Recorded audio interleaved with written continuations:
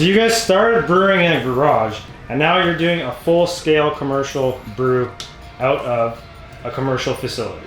How does that feel? It's pretty surreal, man. Like we always kind of kept our targets high. Like we didn't just treat it like a hobby. We always were doing things just a little bit differently, kind of going against the grain, and you know, we were always striving for excellence. So you say that you go against the grain. Kyle, can you add to that?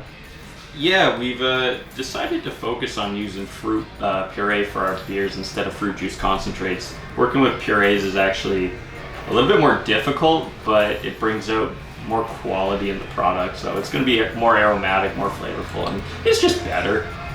Can you guys explain what your first brew is? The first brew is Paradigm Shift Pink Guava. It's a light beer that's exploding with pink guava flavor, so it's very easy on the palate. It's not going to weigh you down, and it's just something that's going to be refreshing all year round that we believe everybody's going to be able to enjoy. Well, I can 100% confirm that I will be buying this beer myself, and I would like to say cheers, fellas. Congratulations. Cheers, brothers.